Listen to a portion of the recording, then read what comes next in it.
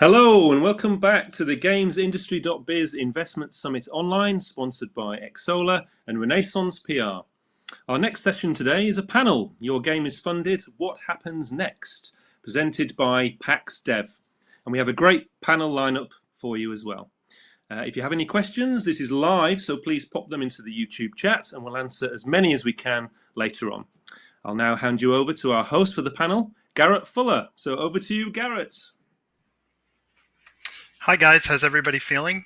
It's great to be here. Thanks so much, Jamie. I love doing the investment summits for PAX and for Game Industry Biz. We've had such success over the past 2 years. And I'm finally get to host the panel from home. So this is exciting, but I have 3 friends here in the game industry who I cannot wait to introduce to you. So just really quickly, my name is Garrett Fuller. I work as I'm a co-founder of Team Critical Hit, which is a strategic marketing firm. And I am lucky enough to work in the game industry with these great folks. So I'll go from my screen, I'm going to go right down and over. So we'll start with Bill Wang. Bill is the co-founder of Skystone Games. Say hi, Bill. Can you hear me? Evan. There he is. Yes, I do very well. All right. Good. Below Bill is Shelby Moladina. She is the co-founder of Double Loop. So say hi, Shelby. I know. Hello. Hi. And then next to Shelby is Fergus Urquhart, who is the co-founder or CEO, right, of Obsidian.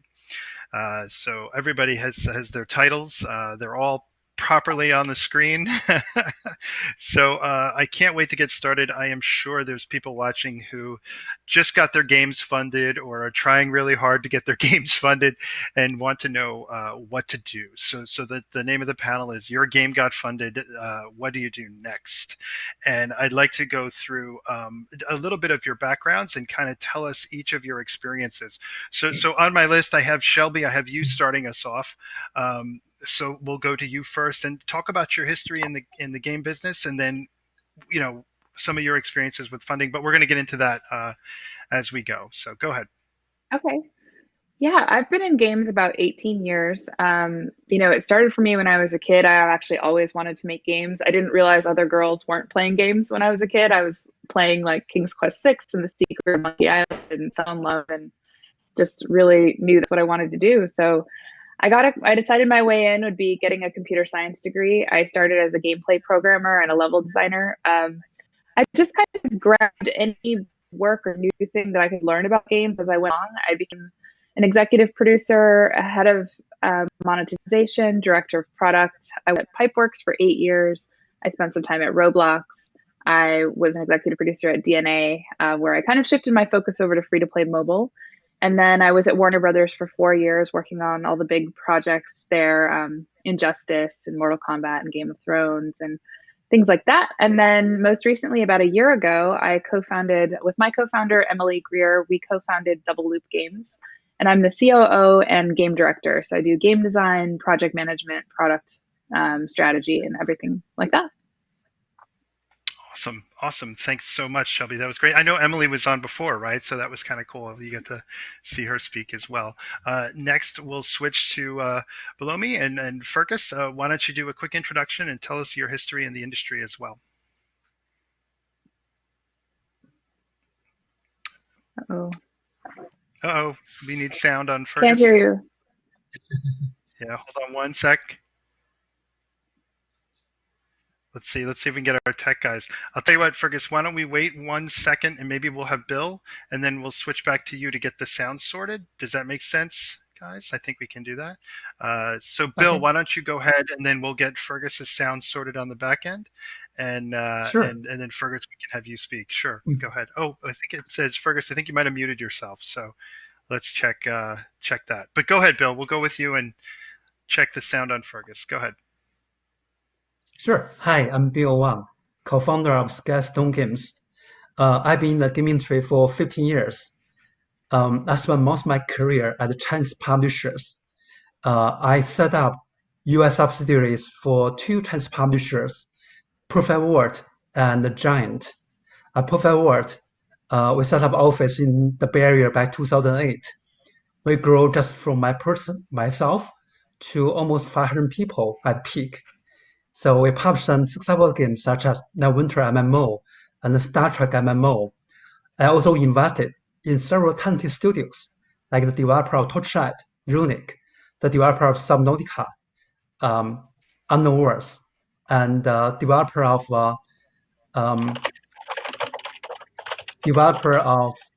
Rebel Galaxy, Double Damage. I also brought Dota 2 CSGO to China. So before we started Skystone Games, I was a giant. They published a very polished action RPG game called Puzzle Wager at App Store. This game was featured by Apple when iPhone 11 was announced last September. So this game is a big success. Big success. 4 months ago, I started Skystone with my partner David Bravik, who is the creator of Diablo and the former president of Blizzard North. We have received VC funding and signed 4 titles so far.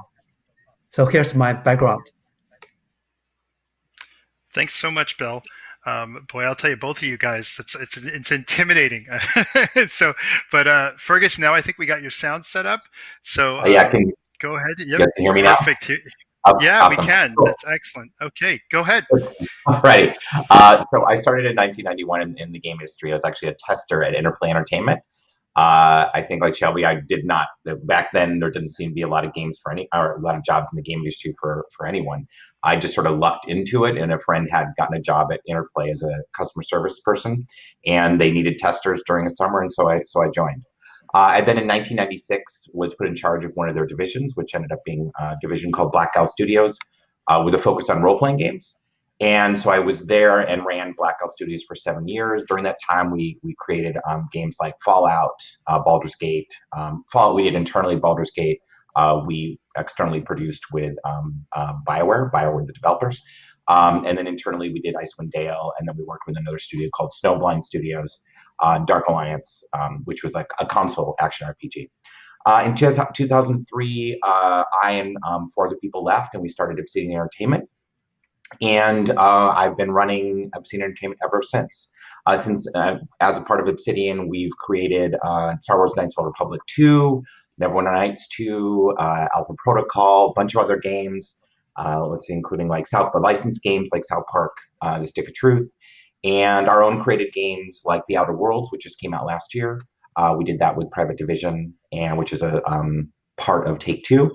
And on the sort of the crowdfunding and investment side of things, in 2012, when we were sort of looking for a way to get our games funded, we put a game up on Kickstarter called Project Eternity that then became Pillars of Eternity, and we were funded it for around $4 million. And then by the time that the title launched, we'd gotten about $5.5 million in crowdfunding, which was great. Mm-hmm. And then for the sequel, we used the Fig platform, which we did was a combination of crowdfunding, I guess you would call it, crowd investing, I guess, and then also normal crowdfunding. So yeah, and then in 2019, beginning in 2019, we were acquired by Microsoft, and so now we're one of the Xbox game studios, and that's, I think, the whole thing. That's awesome. No, I think it's great, Fergus. Thank you so much. I mean, I think, guys, everybody has such a wealth of experience with this group. It's really exciting to hear. And so I think we'll dive right into the topics, and hopefully the viewers get a chance, to ask questions later. So the first question I had come up with is, what is the best thing when you initially get your funding? And I know I've seen it on different instances. We see it sometimes with Team Critical Hit, where the money lands in the bank and you're like, oh my God, clearly that's the best part, right? But then you suddenly have to think about your first steps. So Shelby, I'll go to you and say, you had huge studio experience at WB and places like that, but now with Double Loop, you've founded your own, you staked your own flag and are moving forward. So what was it like for you? What's some of the best things about getting that funding initially, and how you applied it at Double Loop? It's really exciting stuff. Yeah. So what we did was we originally kind of bootstrapped ourselves. Emily put some money in, and we had a very small team doing prototyping. So me and an engineer and an artist, and we prototyped about 20 mechanics until we felt really solid with that and did playtesting. And so then in parallel, we were raising our seed round. which ended up being led by LVP and One Up, and they're really great partners. So those two things were kind of happening in parallel. And when LVP said, yeah, we're in, we want to do this, that was a really great feeling, as you said, kind of validation on the market we had identified, the mechanics that we felt were the right thing for this market, and kind of our approach to it. And so we kind of closed out, in December of last year with being really sure about our game direction and having our seed round kind of nailed down. And that really felt like we were then set up to really start moving into real pre-production. And so after that, we went from 4 people to 8 people plus some contractors. And that's, we were like, okay, we're sure about what we're doing, and we now have validation, and we can start hiring and building our team. So since then, having a lot of momentum is what that expanding the team has been able to let us move forward even much more quickly. And the game is really starting to take shape. So that was a really critical moment for us. Awesome. I would go quickly to Fergus, because you mentioned it briefly with Obsidian, with especially with Pillars of Eternity, and I remember very clearly the Kickstarter and then the Fig campaign. And I mean, obviously, you guys had a lot of other areas going into it later on, but what was that like for you? Because you're not only getting the investment, you're also getting a community out of a crowdfunding source. So what was that like as an experience for your best experience? Yeah, no, I think the thing there was we were lucky in that we had been sort of building communities. That sounds sort of pretentious, but we've been building communities, all the way back like to 1990. I think 1995, 1996, actually 95 with Fallout. Fallout had actually one of the original forums. The forum software was so bad that it didn't even have pages. We had to like shut it down and copy the HTML to different pages to create the actual different pages in it. So it was, so we were pretty familiar already with sort of how, when people are invested and they're involved in your game, what they like, what they don't like, how they can, to be honest, how they can turn on you or be happy with you and things like that. And we took that really seriously. And we also, like any studio, it's super important to us that Pillars of Eternity was the biggest, as big of a success as possible, because I think the incredible thing about getting investment or doing something like crowdfunding, in general, you get to own your own IP, which is very different than being an independent developer for a publisher. Often, you can create stuff, as we did, for publishers and then not own it. Not complaining about it, but just that's sort of the reality of the situation. And so when we got all the funding, it was like, hey, yeah, no, we're not gonna go buy a bunch of Lamborghinis. This has to last, for the entirety of our development. And I think with like a lot of people, when you get crowdfunding money, you often put more money into the game, and so that was sort of also in sort of the back of our heads. Now, how that's tied to community is that if we're doing a good job in having our community along for the ride, then that means they're invested and they're interested and they're talking about it and talking with us about it, and that means more momentum and awareness for the game, which then can lead to more funding and a publisher being interested in it. We signed with Paradox for Pillars of Eternity. They didn't put any development funds in, but they helped out definitely on the marketing and PR side.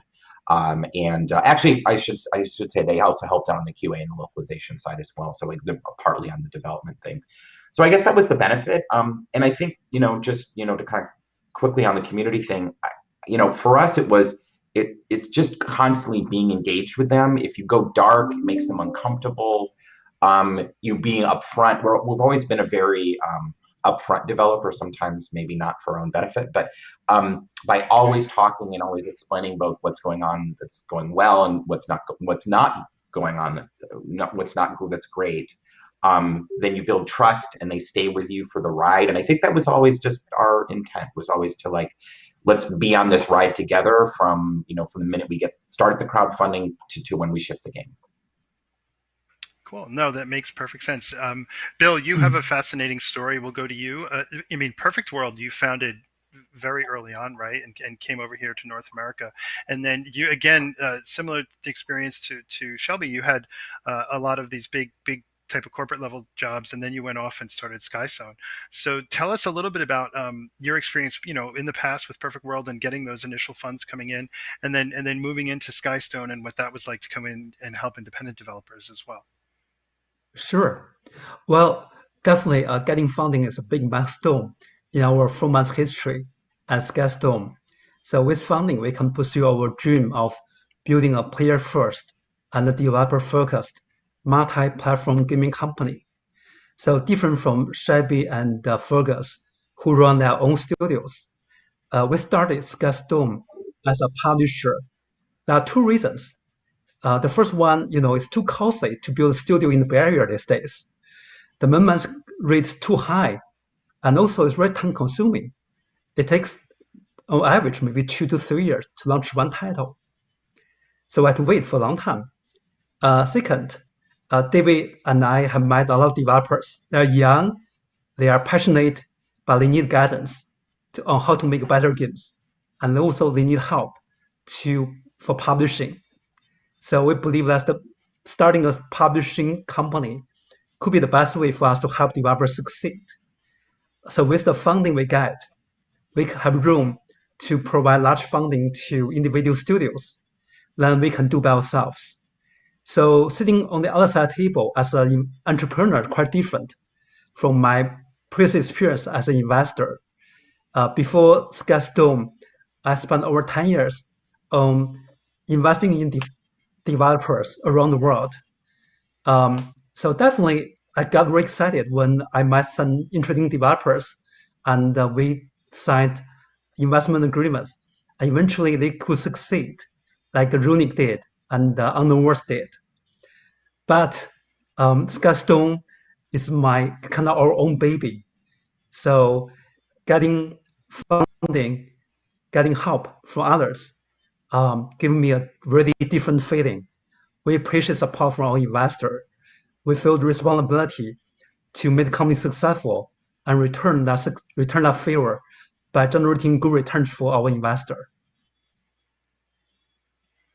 Excellent. No, that's so true, and I think that's going to lead me into my next question. I know I had a question on the sheet about what's your scariest moment about getting funding, and as I rethought it, I know Bill had messaged me yesterday about it a little bit. I said, I don't know that it's scary, but I think it leads to the third question, which is how do you maintain a good relationship with your investors?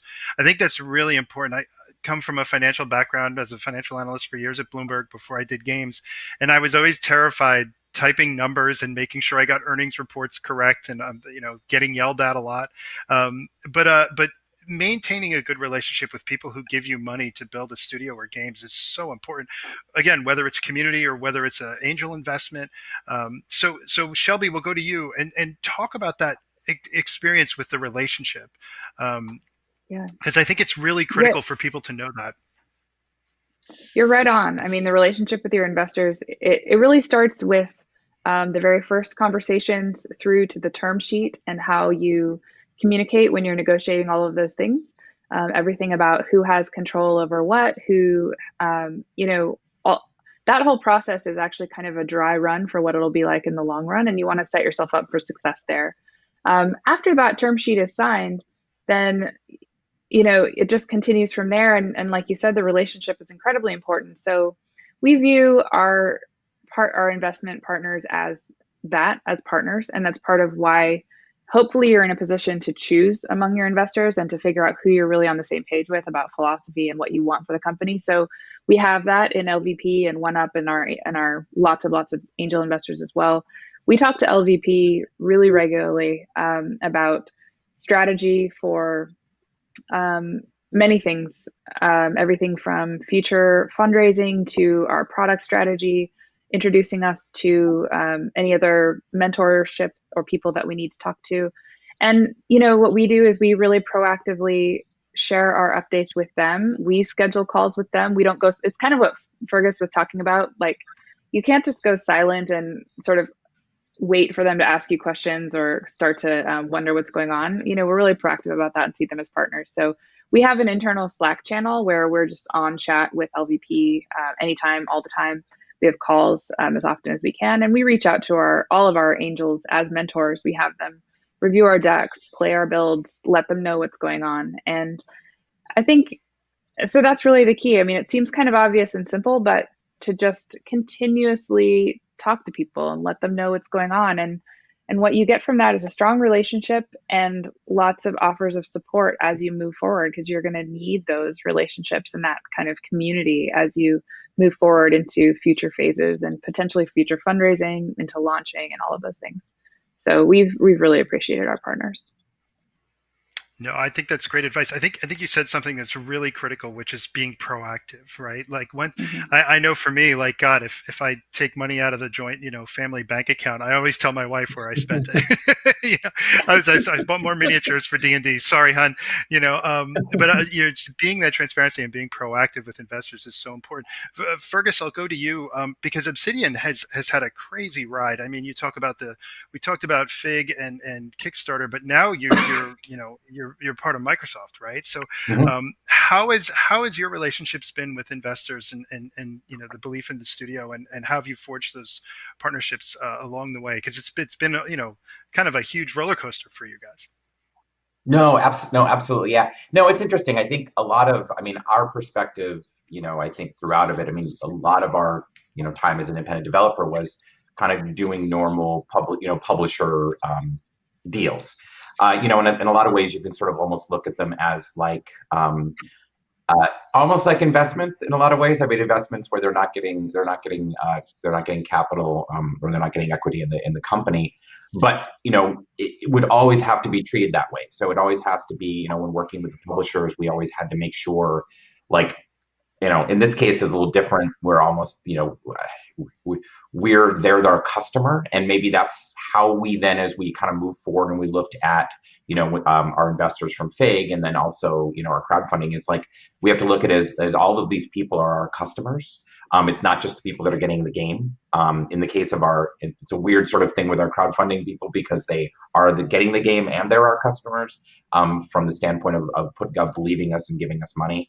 But yeah, I think ultimately, with, when we are trying to look at how do we treat people, I guess I'm just going to go back to kind of the whole thing of working with investors is really about, I use the analogy of like with our crowdfunding people, like, and consider looking them as the investors. It's that interesting thing of like, you absolutely, as Shelby was saying, you interact with them and you listen to them and you look at them as mentors and things like that. I think there's another interesting part of it of where it's not trying to say your agendas or what you're trying to do is different, but there is a fine line there, and it's one of those things where, like, we can only listen too much. And I think that was an important lesson at times, where we could listen too much to our publishers or listen too much to the people who had given us money in the crowdfunding, where it's really our job to make the game, and we need them to be, need to be with us and believe in us. But if we're just doing everything that they're saying, then we can kind of end up in a bad place. I know we made decisions from time to time based upon, what our publishers wanted to see in our games and what our crowdfunding, our backers, that's right, I'm going to go trying to dig up the word, our backers said. Yeah. Those were probably the wrong choices, and I think that's also, I think, the big fine line with any kind of investor is, when do you listen and when you don't listen, because you what you're doing and the success is what's important, not just doing what people are telling you to do. And that was probably the thing that we were often kind of going back and forth toward, trying to figure out, because you don't want to offend anybody, but you want to do the right thing. No, I think that's a great point you brought up about making sure you stay true to your vision in your game. And I know, Bill, that it's an easy segue to you, because you were investing, I know, especially in games like Neverwinter and things like that. And so from your perspective, when you were doing your investments, what were your expectations for some of the studios that you worked with, especially Runic or back in the day, and then also for Skystone too? Because I know, like I said, you come at it from a different angle when you were writing the check, or at least making sure the check got there. What was then your expectations of the studios that you were funding? Because it's a really important story. So go ahead. Sure. Yeah, I agree with what Shelby said. Having candid and open communication with investors very important. We share our business updates with our investors regularly. Our investor always knows the progress we make and setbacks we face. Being an investor and being an entrepreneur, I think the most important thing to build a strong relationship with investors is to keep your promise. Our approach is to under-promise and over-deliver. All the investors want you to build and launch a big hit and make hundreds of million dollars. So you have better manage their expectations and set up smart goals. Smart goals, specific, measurable, achievable, realistic, and time-based. In summary, being in the industry for so long, I don't think there are any silver bullet that will allow you to build a successful business overnight. So setting goals and reaching them consistently is the game changer. Yeah, no, I totally agree. I think all of your points are really good. Being proactive, setting realistic goals. I know that's a big one for us. Whenever we take a project on a critical hit, we're like, okay, let's set the expectations.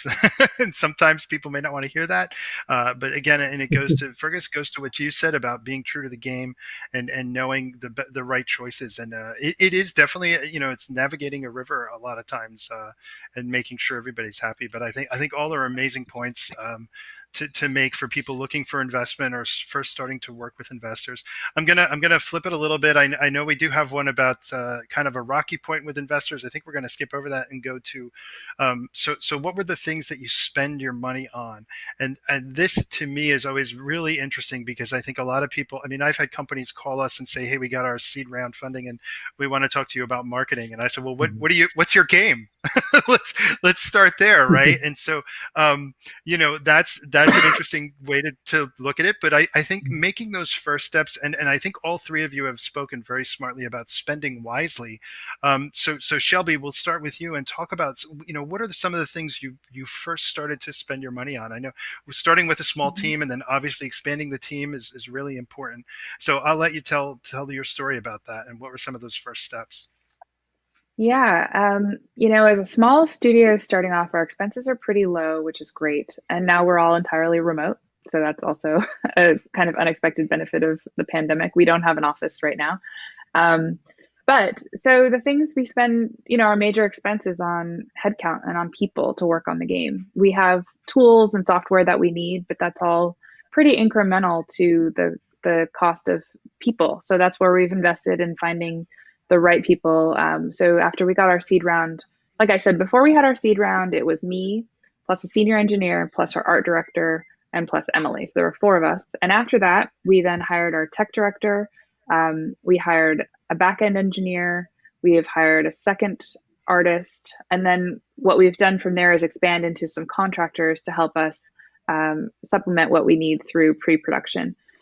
There are some costs that go toward significant play testing. Like I mentioned, we've done a lot of really serious play testing on our prototype and on our mechanic to feel really good about it being the right thing. At this point, when we come out of pre-production, we will go into a vertical slice, which is actually, we consider that to be part of production. Production will take around 10 to 12 months, including that, and then we'll go into soft launch. When we get to soft launch, we start to have some marketing costs. That's where we start to think about things like, since we're on mobile, things like user acquisition and other types of marketing. And that'll be a significant, in a mobile game, that's a significant ongoing cost. We will be raising a Series A. So our seed round will not take us all the way through development.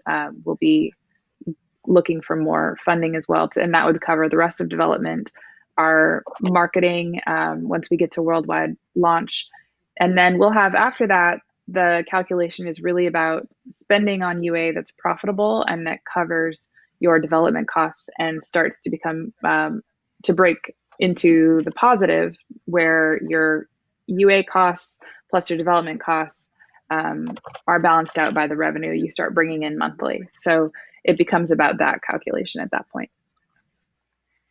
Oh boy, that was a really detailed, excellent answer. I know I was taking notes on that was right? a lot.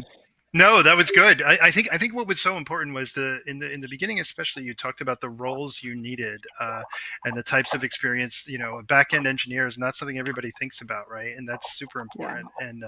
And the art director, technical director, all those things come into play. It's great to hear, because I know with Double Loop, you guys are kind of fairly new in the ground, and you're building that team out as you speak. So it's really great to focus on that. Fergus, we'll go to you and talk about maybe, because you've gone from like a Pillars of Eternity Kickstarter to Outer Worlds, right, which was a much bigger production. So what are some of the places that you guys really focus and spend your money on, when you have a big project like that versus when you're starting off with that small budget? And I think you can speak about both. Yeah, so I think I think like Shelby, like a lot of our focus early on, I'll kind of go through a couple different stages. Our focus really early on was it had to be about making the game, right? It had to be about like putting every dollar we could into the game. That was the idea that that's our long-term success.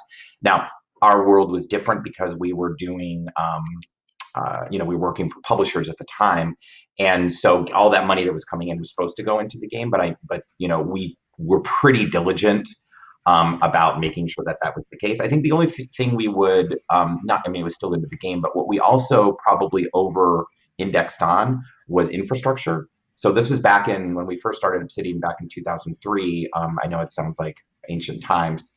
And he it we invested in sort of a gigabit network.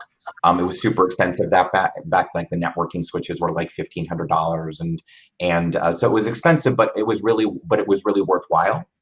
And so that's what we really felt that was a good investment. Marching forward to the kind of the bigger games and the crowdfunding and stuff like that. I want to think that we sort of had a different philosophy. But we didn't. I think we've always tried to keep our infrastructure. Like our overhead from a standpoint of admin people and keep as much of the money possible going into the game. Now that did change with Pillars of Eternity and Pillars of Eternity 2. We put more money into marketing and PR and that kind of thing. But yeah, I don't know. I probably just don't have a better answer than that's what we focused on. We just said, hey, if we want to be successful, how can we like keep our employees happy from the standpoint of that we don't have them in an office that's a dump, although our prior office was kind of a dump. And then just make sure that we were, I'm not even talking about rats dying in the walls and holes in the bathroom stalls or anything like that. Was but yeah, so that's it. I guess it is. Like I said, I don't have a much more complicated answer than as it relates to how we thought about spending the money. Was how do we make our games better, faster? That means infrastructure. And almost every dollar that comes in, let's put it into the game. Let's not go spend it on something wacky. Yeah, no. I think that's so critical. I think product, and to what Shelby said too. I mean, the product comes first many times, and I think that's very reflective in a lot of the projects you've all worked on. I mean, there's a lot of high level quality stuff out there that have your names on it, and I think it's obvious. You see that right in the games themselves. Bill, I was so curious to hear your take on it too, because again, it's really important on what you spend the money on. So you could talk from a perfect world standpoint. You could also talk from a Skystone standpoint, and kind of tell people where the first checks are going and where the money's being spent. Sure. Well, I can tell you as Gaston, we didn't spend any money on celebration after we get investment. We didn't throw a party or buy expensive gifts for our team members. So it's a very important milestone, but also it comes with a responsibility. We want to spend every penny on business and use money to grow the business and generate positive results for our investor. So before we received funding a few months ago, all the team members have worked for months without pay. Also, we signed 2 games already, and the first payment was due. So the first thing we did was to pay our setup payroll, to pay our team members, and also wire the first down payment to our partners. It's not a really fancy answer, but that's what we did when we got money first time. Yeah, I mean it's true. What about back in the Perfect World days? Were there any teams? I mean, you talked about some of the games you had launched in the past. When you're taking on a project like Star Trek Online or Neverwinter, which are big, I know. I'm sure Fergus can talk about Neverwinter Nights and some of the old school stuff too. What were some of the things you looked to spend money on in those areas? Because you kind of had to staff up, right, to launch those huge online projects back then. Is there any example from those days you want to give? Sure. So at Perfect World, we spent resources on content quality. Quality is key in this industry. So with our support, our studios were able to spend more time on polishing our content and make sure the games could be successful than when they were independent developers without funding. For many developers, they had to rush out their products without enough polish because they run out of money. But with our support, they don't need to worry about that. So they can stay focused on quality. So that's a key difference when you get funding from investor, from a supporter. Yeah, no, it does make sense, and I think you've all talked about that. It's the quality of the product, and I think a lot of the games you guys have all worked on, reflect that, and it's really key. Product first.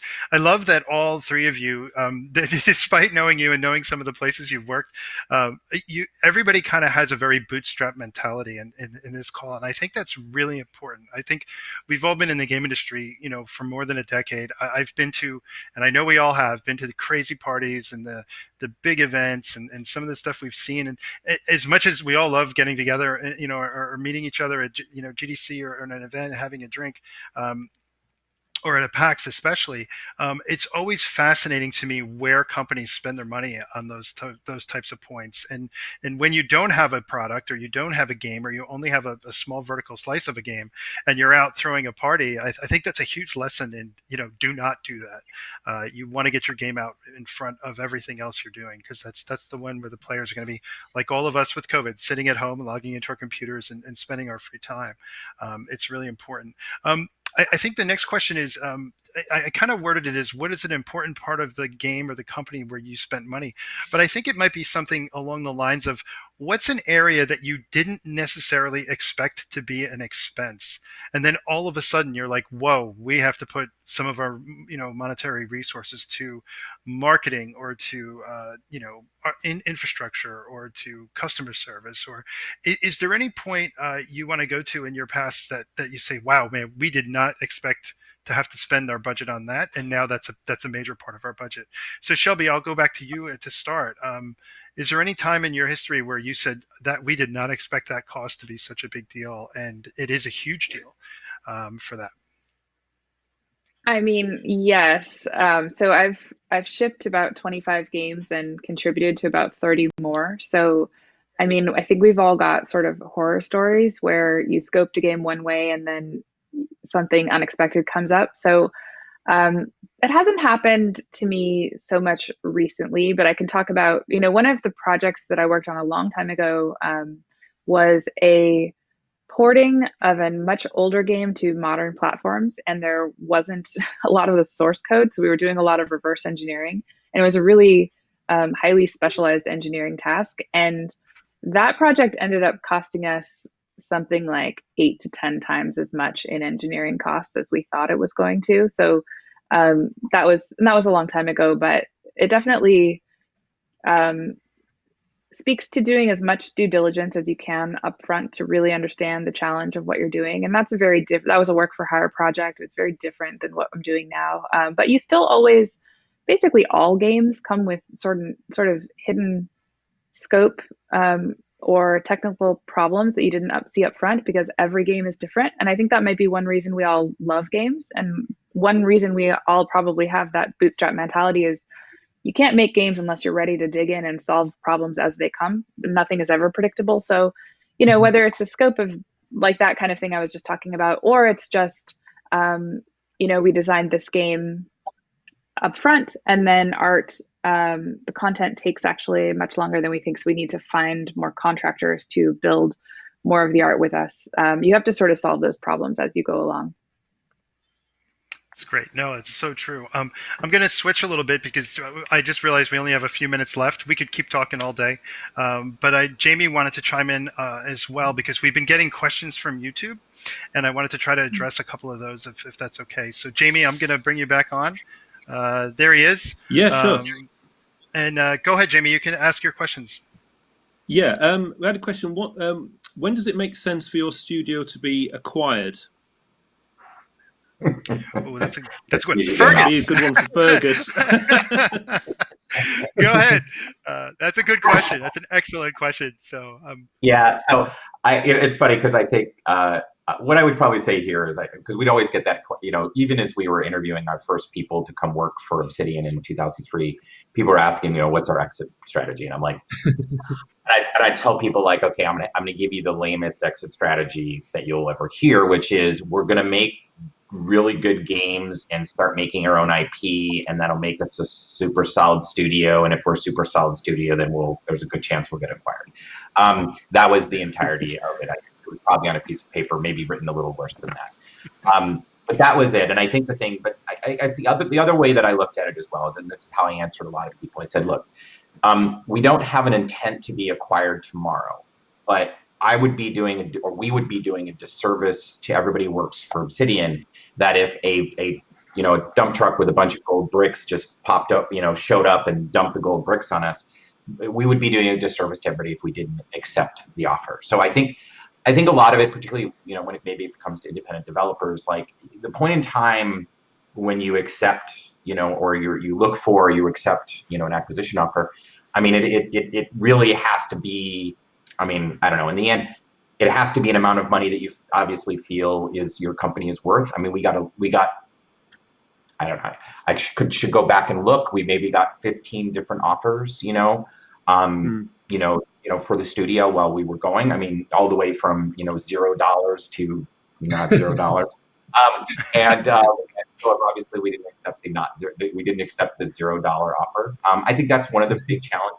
Is that there are a lot of sort of I think what people call them is acqui-hire type things, in which publishers can come in or other organizations can come in, and they're in essence they acquire you really just to have a studio, and that was definitely something that was where we didn't want to be acquired. A executive at a very, very well-known publisher said they were we were having lunch with them and said they were having a really hard time with hiring people. Would we ever consider being hired so that they could take our people and put them on other projects? So that wasn't it. And we didn't talk an amount of money or anything like that. But I think in the end, I think the who you get acquired by is what matters, and obviously what the purpose is for it as well. Yeah, I think good it's a great stuff. answer, Yeah, I think Go Tim ahead, Jamie. Schafer I know we said only they got just, like a minute. Yeah, I know exactly. Yeah, I think Tim Schafer said they just gave us a lot of money. I think in the video from Microsoft. So, I think that had a lot to do with it. Thank you very much. I'm afraid we've got to end the panel today, but thank you ever so much, Garrett, for hosting. Thank you to Bill, Fergus, and to Shelby as well. Thank you very much to you all. It's been fantastic, really interesting. Our next session is in around 15 minutes. It's a fireside chat with Emily Greer, also from Double Loop.